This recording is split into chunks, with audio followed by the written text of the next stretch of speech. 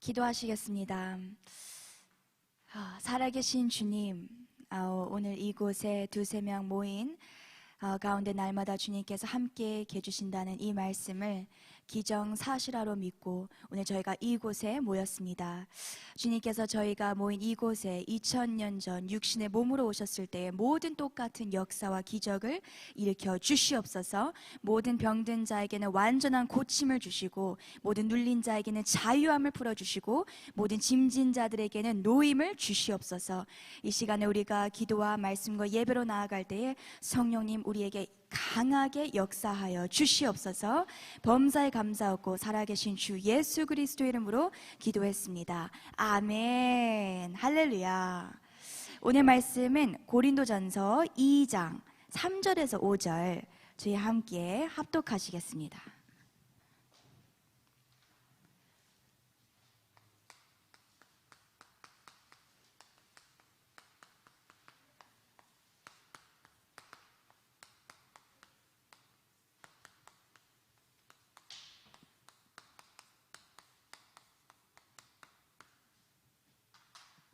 찾으셨으면 저희 3절에서 5절 합심으로 읽겠습니다. 시작. 내가 너희 가운데에 거할 때에 약하고 두려워하고 심히 떨어노라. 내 말과 내 전도함이 설득력 있는 지혜의 말로 하지 아니하고 다만 성령의 나타나심과 능력으로 하여 너희 믿음이 사람의 지혜에 있지 아니하고 다만 하나님의 능력에 있게 하려 하였노라. 아멘. 저희가 이제 계속 특히 또 어제 말씀을 보면 목사님께서 이제 남유다와 북이스라엘의 죄를 요약을 해주셨어요.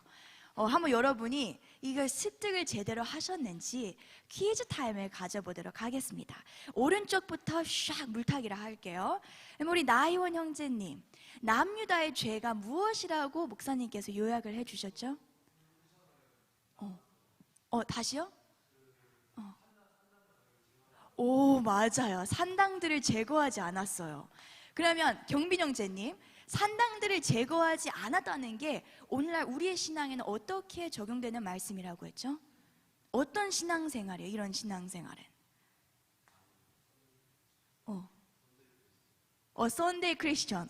편리의 신앙생활. 아주 옆에서 우리 나연 형제이 더 잘하시는 것 같은데 이제. 그러면 우리 네네 뭐라고요?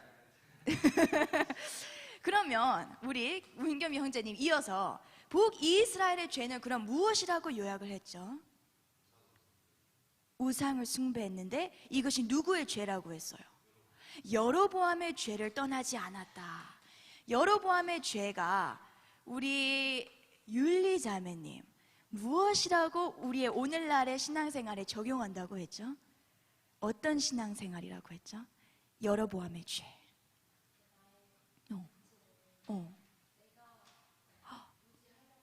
맞아요. 나의 힘, 나의 방법대로. 할렐루야. 나의 힘, 나의 방법대로. 그래서 이 같은 신앙생활이 어제 말씀 보면 우시야 왕도 본인의 아버지처럼 똑같이 나병 환자가 돼요. 그러니까 죄가 돌고 돌고 도는데 저도 사실 이 열왕기 하를 이제 정독을 계속 하고 있는데 같이 저도 답답해요. 계속 반복이 되니까 맨날 적는 교훈이 똑같아요. 근데 그 교훈이 무엇이냐? 결국에는 제 삶도 똑같아요. 저도 남유다 사람이고요. 북이스라엘 양메리 사람입니다. 그런데 이 죄를 끊어내는 방법은 오직 김은하 목사님도 말씀하시고 또 이번 주에 김밀 간사님도 이런 것에 대해 설교를 하셨는데 바로 무엇의 역사함이 필요하냐?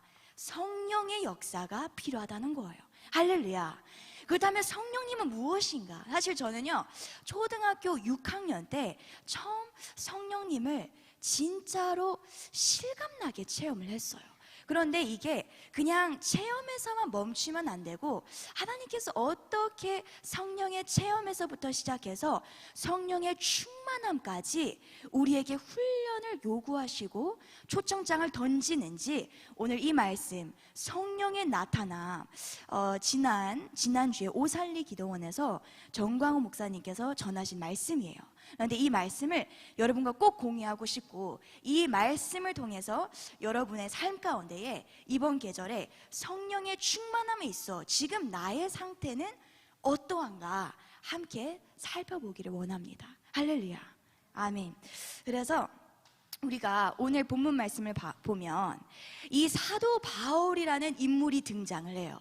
사도 바울. 사도 바울이 우리가 모든 육신의 생각 그리고 영의 생각, 우리가 죄를 끊어내는 것은 오직 성령으로 말미암아 끊는다는 것을 누가 가장 먼저 이 구약의 모든 구속사를 독파했는가? 바로 사도 바울이라는 인물이었어요. 그래서 사도 바울은 2000년의 이 기독교 역사상에 설교면 설교, 전도면 전도, 성경 공부면 성경 공부, 선교면 선교, 심지어 사업도 했어요. 무슨 사업을 했죠? 사도 바울은 장막 짓기, 텐트 메이킹 사업을 했어요. 그런데 이 모든 것 가운데 사도 바울은 기록을 세운 자였어요. 설교도 신약 성경에 무려 13권이나, 그리고 신약 성경의 꽃이라고 불리는 로마서 누가 썼는가? 사도 바울이 썼어요. 그 전도는 어떻게 전도했는가? 사도 바울이 받은 이 13권을 갖고 어디를 복음화시키냐? 로마 제국을 전체를 복음화시켜요. 할렐루야. 이게 바로 우리가 걸어가야 할 표본이에요. 우리가 예수님은 물론 100% 인간으로 내려오셨지만 동시에 100% 신이에요. 하지만 사도 바울은 100% 인간 죄인으로 태어난 인간이었어요. 그렇다면 우리는 사도 바울을 롤모델로 삼을 때에 사도 바울이 일생의 이 모든 사역을 하고 나니까 한 가지의 깨달음에 다다른 거예요. 일평생을 주님을 위해 헌신하고 이 모든 것의 기록을 세운 사도 바울이 인생을 마감하면서 무엇이라고 고백하는가? 바로 오늘 고린도전서 2장 말씀이에요. 우리 다 같이 4절 말씀 한번 다시 더 읽겠습니다. 4절 시작. 내 말과 내 전도함이 설득력 있는 지혜 말로 하지 아니하고 다만 성령의 나타나심과 능력으로 하여. 아멘. 여기에서 심히 떨었다는 막 벌레가 나타나서 떤다 이런 수준이 아니라 한 인간이 떨 수 있는 최고점이에요. 그러니까 이거는 막 살이 떨리고 정신이 나갈 정도의 떨림인데, 사도 바울은 무엇을 놓고 떨었는가? 돈을 놓고 떨지 않았어요. 저는 제 중학교 시절 돈 놓고 바들바들 떨었는데 사도 바울은 완전 급이 다른 거예요, 저랑. 그리고 저는 또 대학교 때 후반기에 가서 여드름이 나기 시작하니까 거울을 보면 마음이 막 벌렁벌렁 거려요. 그런데 사도 바울은 그런 걸로 떨었다 안 떨었다? 안 떨었다는 거예요. 외모, 돈, 학벌, 사건, 사고 이거였던 게 아니라 무엇을 놓고 떨었다고요? 성령의 나타남을 놓고 떨었다는 거예요. 아멘. 그렇다면 사도 바울과 같이 이렇게 우리가 일평생 앞으로 해야 할 모든 사역을 해본 사람이 성령의 나타남을 두고 심히 떨었다면 경민 형제님은 떨어야 돼요, 안 떨어야 돼요? 그렇죠. 정신 놓고 떨어야 돼요, 우리는. 할렐루야. 그래서 우리가 이 성령을 놓고 우리 다 항상 영적으로 깨어 있어야 돼요. 사탄은 제가 보면 복잡하게 우리를 꼬드기거나 유혹하지 않아요. 딱 한 가지만 유혹해요. 너 나가서 열심히 일하고 열심히 공부하고 열심히 네가 하나님의 일을 하고 싶은 걸 다 해. 다만 무엇을 빼고 하라? 성령을 빼고 하라는 거예요. 그렇기 때문에 오늘의 크리스천들이 나가서 주님의 일을 한다 해놓고서는 뒤에서는 죄를 지어요. 왜냐? 성령의 필요성이 없는 삶에는 죄 지으면서 하나님의 일 충분히 인위적으로 할 수 있기 때문이에요. 그래서 우리가 오늘 말씀, 이 성령의 나타남, 그렇다면 어떻게 우리가 성령 체험부터 시작해서 성령의 충만함까지 사도 바울이 직접 우리에게 가르쳐주고 있는 것을 함께 살펴보도록 하겠습니다. 자, 성령이 나타나기 위해 첫 번째 조건이 있어요. 첫 번째 조건. 모두 똑같아요. 모든 인간에게 해당되는 말씀이에요. 성령의 나타남의 이 삶을 위해 어떤 것이 처음 필요하냐? 우리에게는 성령에 대한 체험이 있어야 돼요. 할렐루야. 이거를 다른 말로 사도 바울은 성령의 세례라고 해요. 그래서 많은 사람들은 이제 우리가 구원을 받는 것, 이것은 물 세례, 우리가 성령으로 거듭받는 것이 있고, 두 번째는 우리가 성령으로 세례를 받는 것이 있어요. 두 개는 다른 사건이에요. 그렇지만 저 같은 경우에는 두 가지가 동시로 일어날 때가 있어요.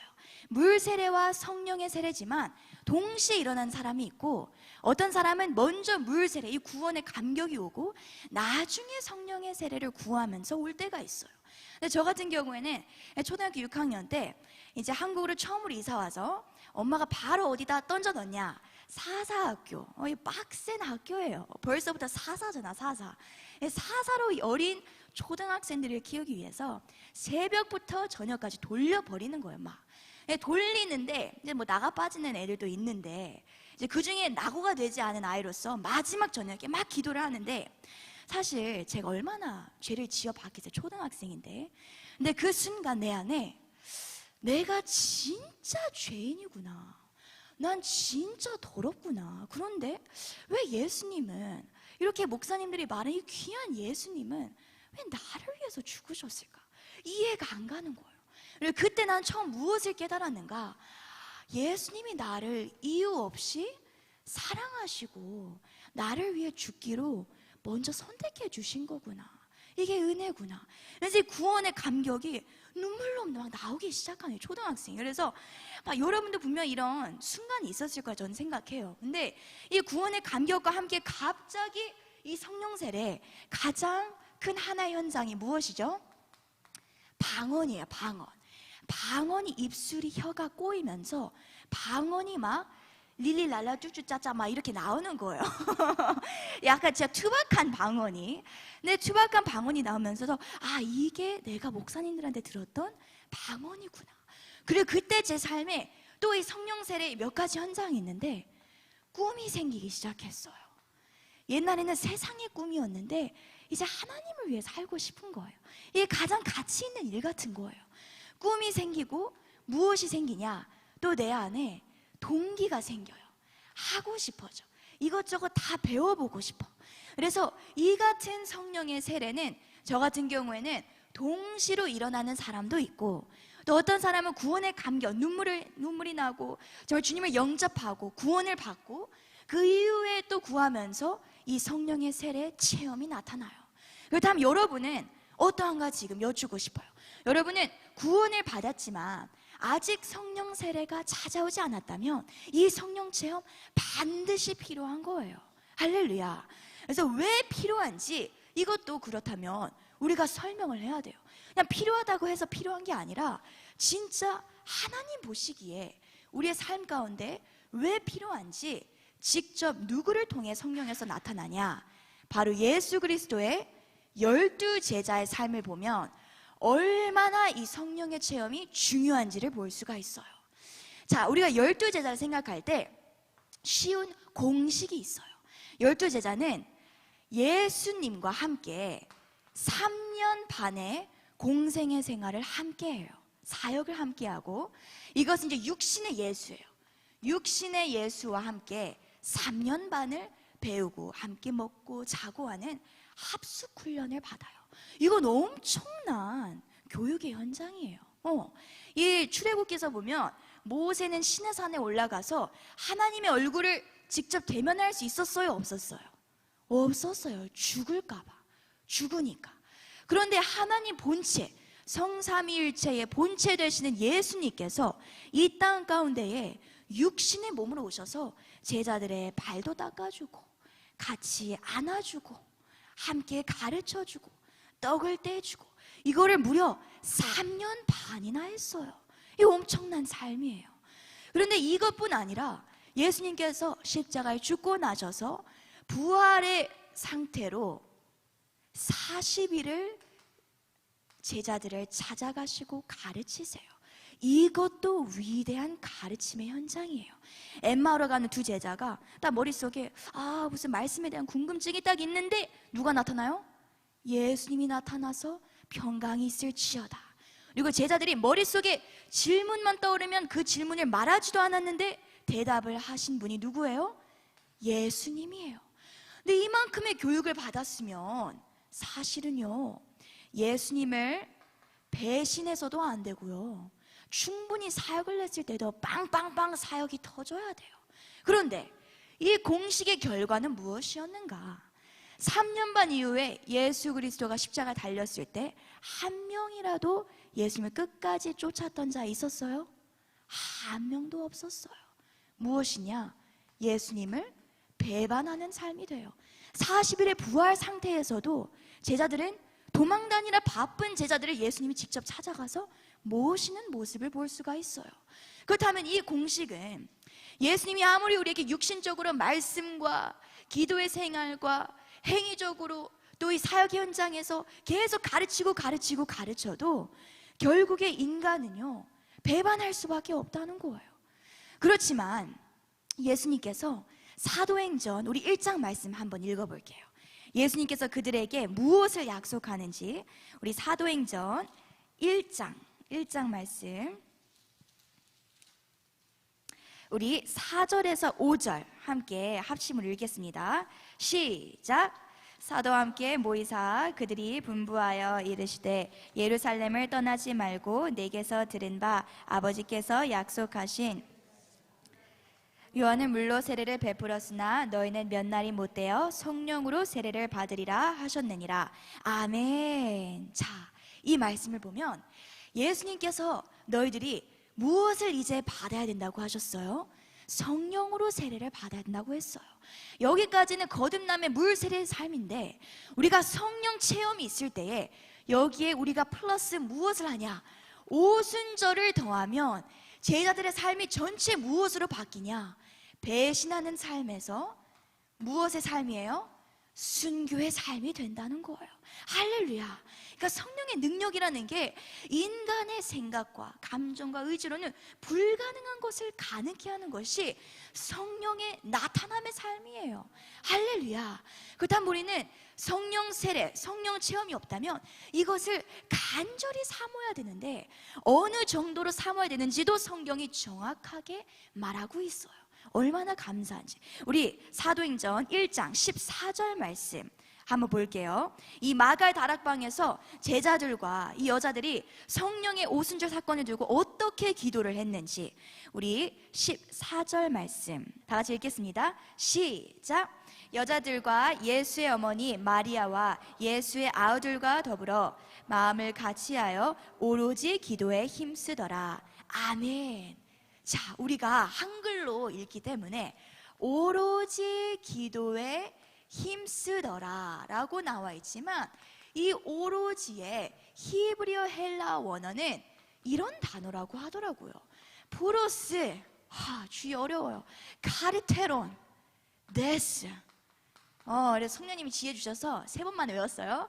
자, 프로스 카르테론 데스라는 단어인데 이게 무슨 뜻이냐면 끝까지 씨름하다라는 뜻이에요. 끝까지 기다리다라는 뜻이에요. 성령 체험을 두고 많은 사람들은 조금 기도하다가 아이씨 왜 방언이 안 터져? 남들은 쉽게 받고 양면이 가서 초등학교 6학년 아무것도 못 모를 때 받았는데 왜 나는 이렇게 하나? 라고 생각하지만 모든 것에 있어 하나님은 성령의 세례를 줄 때 하나님의 기준대로 우리가 오로지 기도에 힘쓰느냐 안 쓰느냐를 기대하시고 기다리신다는 거예요. 성령의 세례를 우리가 추구하고 구할 때 그냥 가볍게 주님 주세요, 안 주시면 되고요 이런 게 아니라 주님 저 안 주시면 죽어요. 주님 저 성령 세례 안 주시면 이 죄 끊어낼 수가 없어요. 저희 성령 세례 안 주시면 저희 사역 감당할 수가 없어요. 주님 꼭 저에게 성령의 뜨거운 체험을 주세요. 방언이 터지게 해주세요. 새 방언과 찬양이 나오게 해주세요. 할렐루야. 이같이 이 여자들과 제자들이 기도했다는 거예요. 왜냐하면 저들의 삶은 당시 상황을 보면 예수님을 아는 사람, 예수님에게 한 번이라도 가르침을 받은 사람은 전부 사형 처리되는 사람들이었어요. 그러니까 숨어서 마갈 다락방에 기도하고 있는 이들에게는 성령 체험 받으면 내가 어떻게 해서든 나가서 사역을 하고 목숨 걸어서 사역을 하는 거고, 성령 세례 못 받으면 나는 나가봤자 이판사판이다, 이런 마음가짐으로 고군분투하여 오로지 기도에 힘썼다는 거예요. 할렐루야, 아멘. 그렇기 때문에 누구든지 구하면, 우리 김율 간사님께서 말씀 전하실 때처럼 누구든지 구하면 무엇을 준다고 했어요? 성령을 준다고 했어요. 그래서 우리가 이 말씀을 기억해서 이제 오로지 기도에 힘써 성령을 구하는데, 사실 이번에 제가 이 박진영 그 JYP에 대한 김은하 목사님의 이 설명을 듣고, 사실 저도 오랫동안 되게 박진영은 그냥 구원파다 이런 생각을 갖고 있었어요. 왜냐, 박진영 씨가 그 결혼한 와이프의 아버지가 구원파에 어떤 이렇게 종사하시는 분이에요. 그러니까 그런 이단의 종교적인 이런 타이, 링크가 있고, 또 두 번째는 박진영 씨의 이 작품을 보면, 아니 하나님을 믿는 사람이 어떻게 이런 작품을 낼 수가 있지? 뭐 예를 들면 트와이스의 이번 최근에 나온 이 뮤직비디오를 볼 때도 이 되게 막 숲 같은 배경에서 이 선악과와 그 뱀의 이 상징이 등장을 해요. 근데 전 이걸 보면서 BTS 뮤직비디오랑 너무 비슷한 거예요. 그리고 느낌도 영적으로 이게 예수님의 이 선악과 사건, 그리고 이걸 통해 예수님을 나타내는 게 아니라 사탄을 드러내는 되게 음란하고 좀 어두운 그런 분위기를 느꼈어요. 그래서 저는 사실 이번에 그 복음 세미나를 하셨다고 했잖아요, 유튜브에. 근데 그거를 끝까지 안 봤어요, 사실. 그냥 구원파나 보다. 또 무슨 말씀을 하셨을까 궁금하지도 않았고. 근데 이번에 이제 김은하 목사님께서 우리 또 경빈 형제님을 통해서 이렇게 하나하나씩 살펴보면서 거듭남과 성령 세례의 차이, 이것을 설명하시면서 이분이 정말 구원은 받았는데 성령의 체험이 없어서 열심의 그 열정과 또 모든 학문적인 지식과 자기 관리의 습관이 하나님의 영광과 성령을 나타내는 일이 아니라 사람의 작품, 사람의 예술을 나타났는데 아직 그쳐 있는 걸 수도 있겠구나 라는 생각이 들면서 오늘 말씀과도 되게 근접하다는 것을 느꼈어요. 왜냐, 우리가 성령의 나타남을 상고할 때에 처음에는 우리가 거듭나고 두 번째는 성령의 체험이 있는 것처럼 모든 사람에게는 영적 주소가 있다는 거예요. 그러니까 박진영 그 JYP 님도, 사실 제가 옛날에 초등학교 때 처음 한국에 와서 음악을 듣기 시작할 때 저는 YG 진짜 별로 안 좋아요. 빅뱅 21 안 좋아하고 이상해요. 그냥 음악이 싫고, 그 다음에 SM은 뭔가 너무 좀 그것도 좀 별로였어요. 그리고 제일 그래도 그나마 좋아했던 게 JYP였어요. 그런데 우리가 이 성령의 나타남을 상고할 때에 모든 사람마다 영적 주소가 존재한다는 것을 저는 이번 계기를 통해서 다시 한번 느꼈어요. 이게 무슨 뜻이냐, 여기 많은 이렇게 사람들이 앉아 있는데 우리 모두가 영적 주소가 똑같지가 않다는 거예요. 그리고 이 영적인 주소가 다 다르다는 것을 누구를 통해 하나님은 나타내시고 있는가? 오늘의 주인공 사도 바울을 통해서도 나타나고 계세요. 이걸 한번 여러분이랑 짧게 살펴보고 싶어요. 사도 바울의 삶을 보면 그의 삶에 결정적인 영향력을 미친 5군데의 장소가 있었어요. 그의 첫 번째는 무엇이었나? 바로 다소라는 지역이었어요. 영어로 타르세스인데 오늘날의 중동에 있는 터키예요, 터키. 근데 이 다소는 어떤 지역이었냐면 사도 바울이 태어난 곳이었어요. 이 바울의 원래 이름이 뭐죠? 사울. 사울은 어떤 자로 태어났는가? 유태인 신분뿐 아니라 어디의 시민권까지 있었죠? 로마예요. 오늘날로 따지면 한국 사람인데 미국 시민권, 최강대국 나라의 시민권이 있는 사람이에요. 그러니까 예를 들면 지금 가상으로 대한민국의 전쟁이 터지잖아요. 그러면 미국은 바로 헬기, 비행기들 다 보내서 한국에 사는 모든 미국 시민권자들을 1순위로 데려가요. 이송을 시켜요. 건져내요. 그러니까 저 같은 경우에는 사는 거예요. 뻥입니다. 전 절대로 국가를 배반하지 않아요. 그런데 이제 그 정도로 보면 이 사람은 신분에 어떻게 보면 특권이 있는 자였어요. 그래서 로마의 이 시민권도 있었고, 두 번째는 뭐냐, 이 사도 바울은요 성경에 보면 가말리엘 문화 출신이었어요.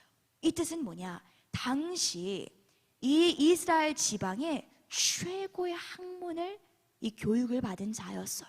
오늘날의 서울대가 아니라 하버드 수준의 교육을 받은 이 자가 바로 사도 바울이었어요.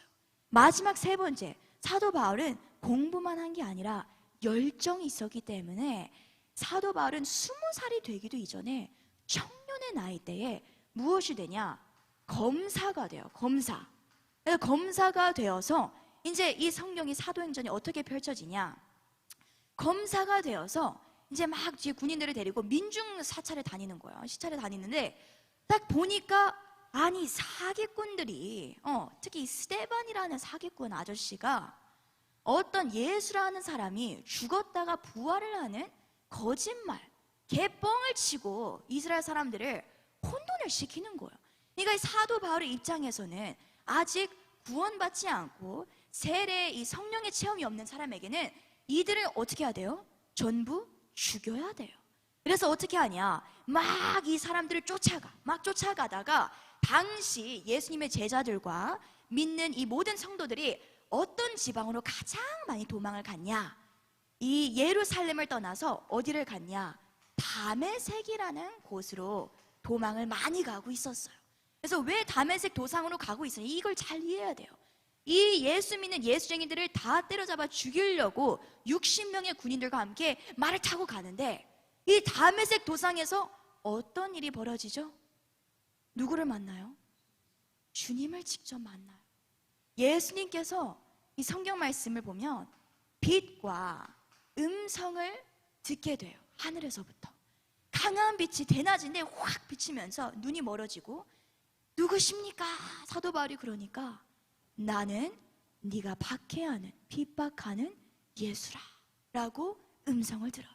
그리고 이 순간 사도 바울에게는 어떤 사건이 일어나는가, 이게 바로 거듭남의 사건이에요. 구원을 받게 돼요.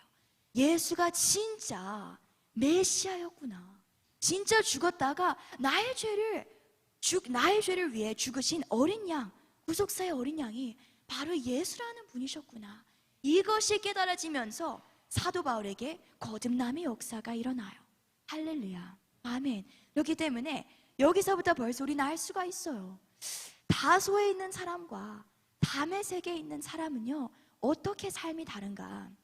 다소에서 아무리 학문이 좋고 타이틀이 좋고 이런 특권적인 모든 혜택을 누리는 사람이다 할지라도, 이런 사람에게 거듭남이 없다면 이 사람은 사탄의 밥이 될 수밖에 없어요.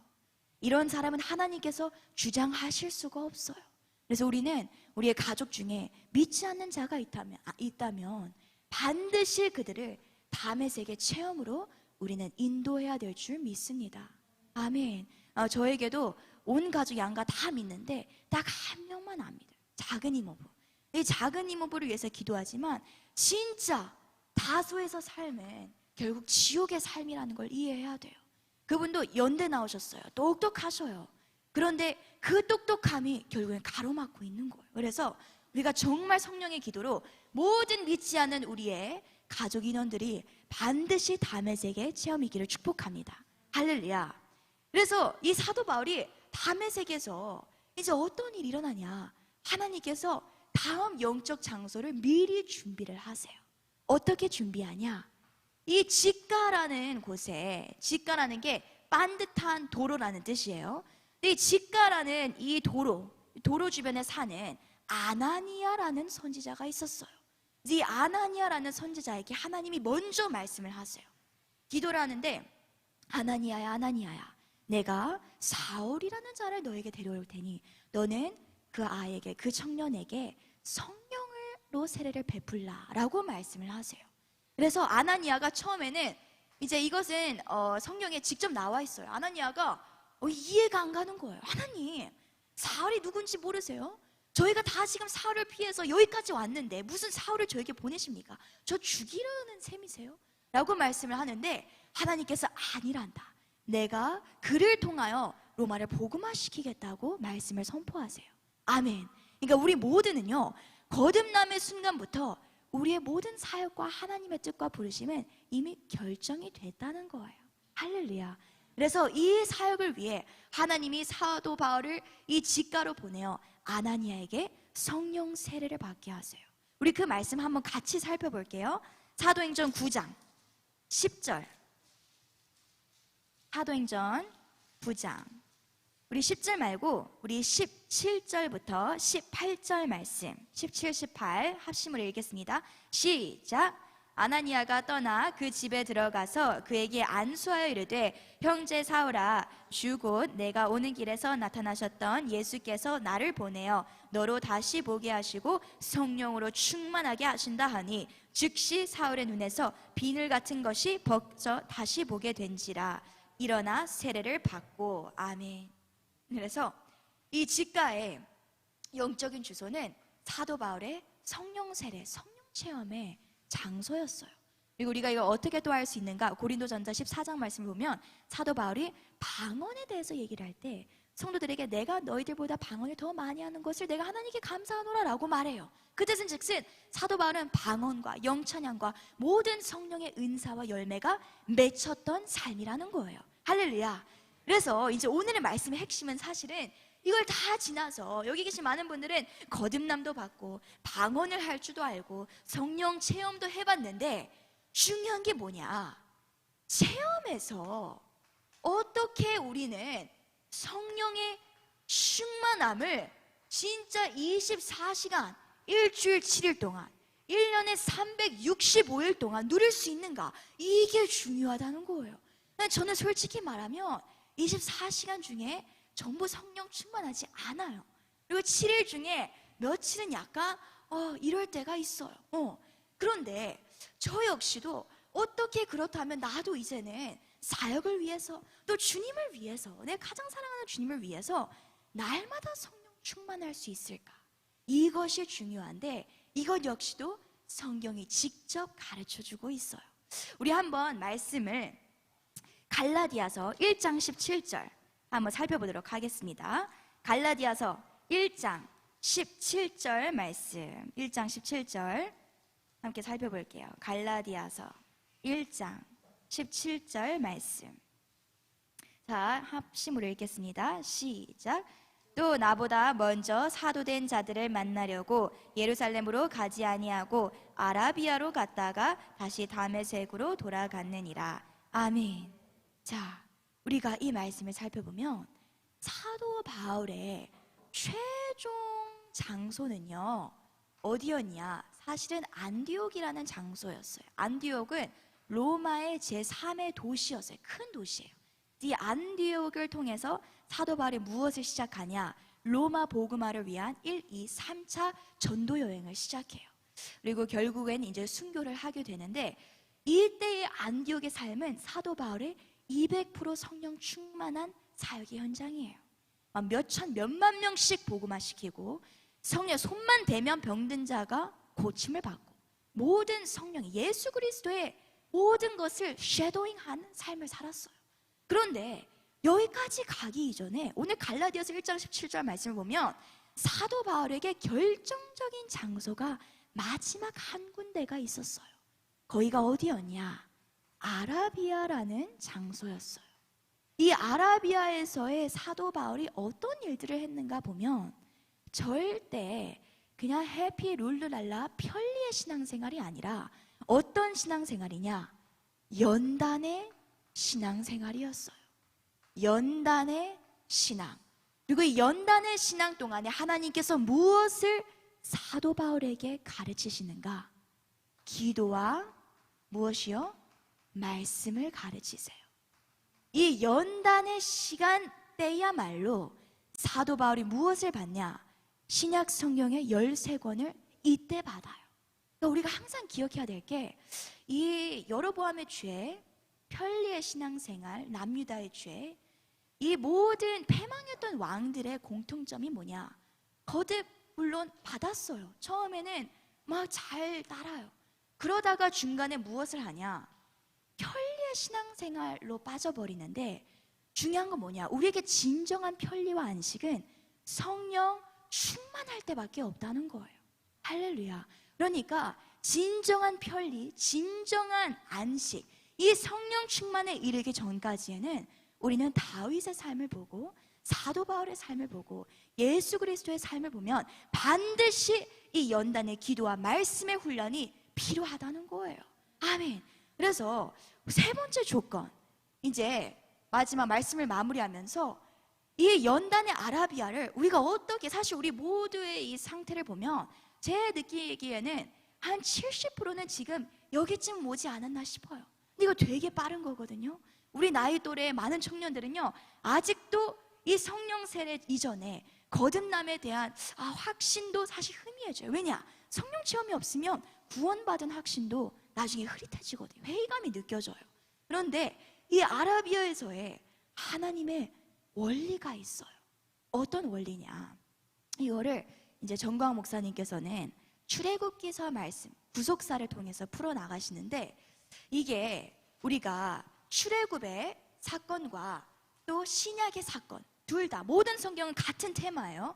근데 이 출애굽기에 구약 성경의 말씀을 보면 모세라 하는 사람이 애굽에서부터 이스라엘 백성을 인도해낼 때에 어디로 인도하는가? 물이 없으니까 막 이스라엘 백성이 불평, 불만, 원망을 하니까 이 반석에 가서 하나님이 무엇을 하냐? 너에게 있는 이 지팡이로, 막대기로 이 반석을 어떻게 하라고 했어요? 치라고 했어요. 스트라이크 하라고 했어요. 그래서 이거를 치자마자, 모세가 이 반석을 치자마자 이 반석이 쪼개지면서 뭐가 터져요? 생수가 터져요. 근데 이 신약 성경에서 사도 바울은 이것을 무엇으로 해석을 하는가? 정확한 해석이에요. 사도 바울은 신약 성경에 와서 이것을 예수 그리스도의 십자가 사건이라고 나타내고 있어요. 그러니까 이게 무슨 뜻이냐? 우리의 심령 가운데에, 우리의 삶 가운데 이것을 적용한다면 이 반석, 당시에 이 반석은 돌로 만들어졌고 오늘날의 이 반석들은 뭐예요? 벙커들은 시멘트, 자갈 이런 것들로 만들어졌지만 우리 모두의 마음속에는 반석이 있어요. 무엇으로 만들어졌냐? 성경을 보면 모든 이론과 생각이라고 성경은 말하고 있어요. 우리의 이론과 생각, 결국 뭐예요? 같은 주제예요. 우리의 독립된 지정의가 있는데 이 모세 사건을 통해서 하나님 무엇을 말씀하시는가? 너희들 성령 충만한 삶 원해? 생수가 터지길 원해? 그럼 네 반석 반드시 쪼개져야 돼 라는 말씀이에요. 할렐루야. 그래서 아라비아에 이제부터 여러분에게 또 우리에게 또 저에게 시작된 모든 훈련은 쪼개진 반석의 훈련이에요. 이 훈련이 두 가지가 있어요. 크게 두 가지가 있는데 첫 번째는 육신을 치는 훈련이에요. 제가 육신을 치는 훈련을 언제 가장 많이 느꼈냐? 육신을 치는 훈련인데 이 훈련은 우리가 예배와 말씀과 기도의 생활에서 육신을 치기를 하나님은 바라세요. 예를 들어 볼게요. 예배 같은 경우에는 저는 최근 하나님 이걸 한 번 더 후려치셨어요. 어떻게 쳤냐? 옛날에는 예배 나오는 게 이제 말씀 양육을 한 지 많은 기수가 지났잖아요. 저 같은 경우에는. 그런데 사실 나오는 거 이제는 쉬워졌어요. 습관이 됐으니까. 그런데 이제는 뱃속에 아이를 가지니까 뭐를 하게 돼요? 산모가? 입덧을 하게 돼요. 사실 나오기 전마다 특히 저녁을 먹고 나오는 이 시간이 항상 화장실을 가야 돼요. 이것을 빼기 위해서. 근데 그런 육신의 몸으로 사실 집을 나설 때 오늘은 진짜 좀 쉬고 싶다 이런 생각이 진짜 많이 들어요. 정말 2, 3일에 한 번씩. 그런데 하나님이 뭐라고 말씀하시는가?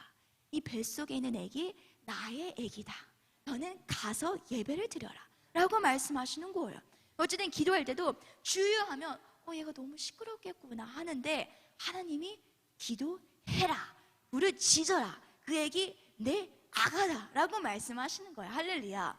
근데 우리도 마찬가지. 여러분은 임신은 안 하셨지만 예를 들면 거리의 문제도 있어요.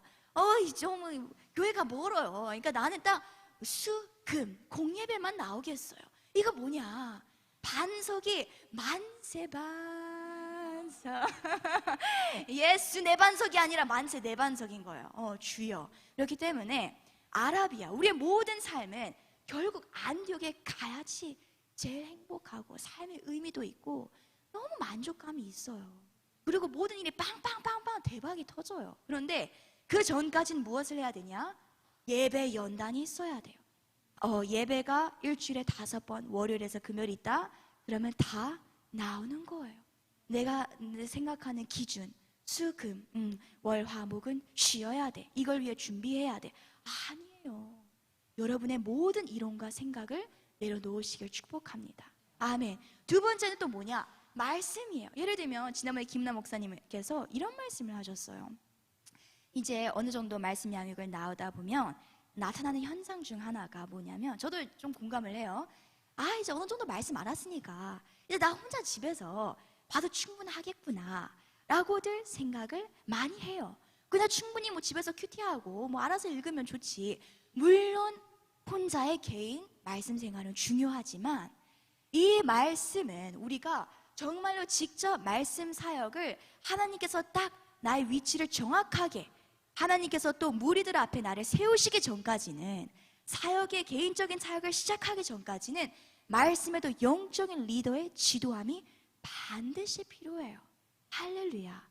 왜냐? 내가 하루 중에 깨달았던 이 말씀을 보고 저도 되게 많이 느끼는 건데, 저녁에 와서 예배를 드리다 보면 이 말씀과 이 말씀은 구약과 신약처럼 완전 딴판 말씀인데도 하나님이 이거를 메꿔주고 정리를 시켜주세요. 할렐루야. 그러니까 절대로 우리의 이론과 생각으로는 하나님을 이길 수 없다는 것 기억하시길 축복합니다. 아멘.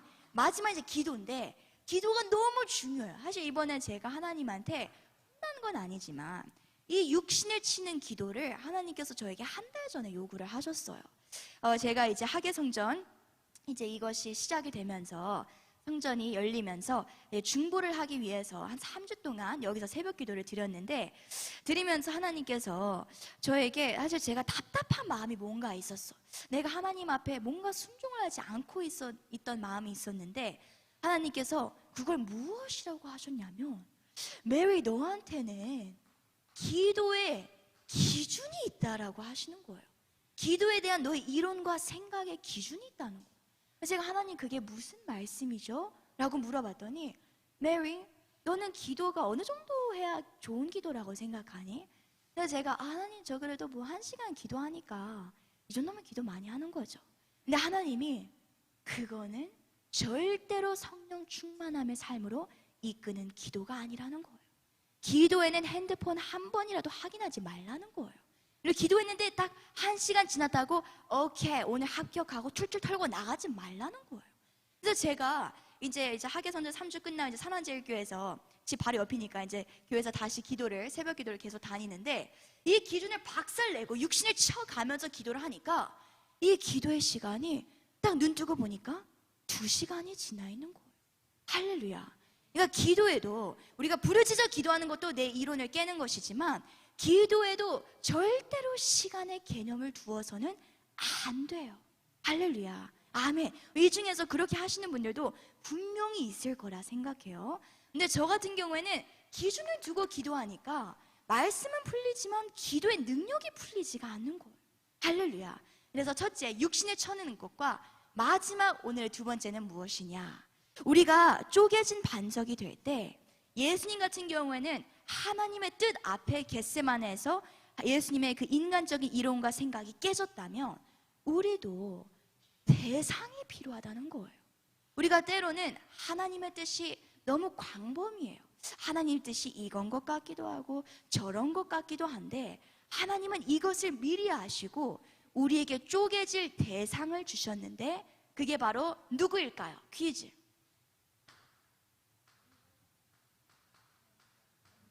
영적 리더예요. 할렐루야. 제가 딱 영적 리더 했는데 영적 리더의 얼굴과 이름이 떠오르지 않는 분들은 빨리 영적 리더를 찾으시길 축복합니다. 아멘. 영적 리더를 찾는 방법은 어렵지 않아요. 내가 사모하고 가서 질문 물어보고, 목사님 저 이런 고민이 있어요. 이렇게 하면서 영적 리더와의 관계가 형성이 되는 거예요. 근데 영적 리더가 왜 너무 중요하냐? 사실 김은환 목사님이 저희 엄마잖아요. 그 저는 딸이에요. 그런데 김은환 목사님께서 설교하실 때 항상 이 말씀을 하세요. 나는 정말 여러분 30년을 뺑뺑이를 돌았어요. 이 말 들어보셨죠? 근데 30년을 뺑뺑이 돌은 엄마가 딸을 키웠는데, 딸은요 지금 30살 되기도 이전에 김은환 목사님께서 바라셨던 모든 것들을 이루었어요. 영적으로 나의 성숙도가, 그리고 훈련도 정말 충성되어 했어요. 차이점 딱 하나밖에 없어요. 김은환 목사님은 본인이 하신 말씀처럼 영적 리더가 없이 신앙생활을 했던 삶이기에 본인이 자녀를 키울 때도 부모로 키운 것이 아니라 영적 리더로 자녀를 양육한 거예요. 그리고 저 같은 경우에 차이점 하나도 없어요. 제가 김은환 목사님을 잘나고 더 순종 잘하고 기질이 다르고 이게 중요한 게 아니라 영적 리더가 있었기 때문에 그거 하나가 제 인생을 이렇게 바꾼 거예요. 할렐루야. 그렇기 때문에 저는 사실 이것은 돈 주고도 못 사는 최고의 하나님의 축복이기 때문에 우리는 반드시 영적인 리더 앞에, 영적인 리더가 매일 예배 나오세요 라고 하는 사람은 그 사람은 이유가 있기 때문에 영적 리더 그렇게 말하는 것이고, 와서 우리 내적 치유 좀 합시다, 안 있는 것 좀 깨끗하게 정리합시다 하면 이유가 있기 때문에 그런 걸로 여러분이 믿고 신뢰하고 따르시길 축복합니다. 아멘. 그래서 오늘 말씀을 마무리하면서 다음 주는 어떤 말씀을 전하고 싶은가, 열왕기하 계속 이제 저희가 상고를 하는데, 그렇다면 이 성령의 나타남을 우리가 이제는 어떻게 유지를 하고 계속 키워나갈 수 있는지 이에 관한 말씀을 다음 주에 나누고, 오늘은 우리 유빙한자님 반주해 주시면 어떤 찬양을 할 거냐면 무슨 찬양이었죠, 제목이? 주님의 성령 지금 이곳에라는 찬양이에요. 이제 영특 형제님께서 가사 띄워주시면 함께 찬양할 건데, 이 찬양 부르면서 우리 또 합심으로 기도할 때에 여러분의 영적 주소가 지금 어디인지, 그리고 특히 아라비아에 있으실 분들이 많을 텐데 우리가 성령의 세례로 이미 성령의 능력을 받았기 때문에 이 모든 연단의 시간은 당연히 통과할 수가 있어요. 그래서 포기하지 아니하고 인내함으로 하나님 반드시 나를 빚어가실 것, 이것을 신뢰하시고 우리 함께 찬양하고 기도하시겠습니다. 주님의 성령 지금 이곳에, 지금 이곳에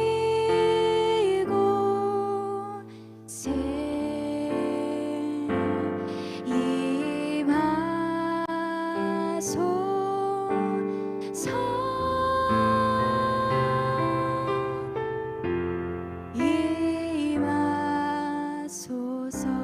주님의 성령, 주님의 성령 지금 이곳에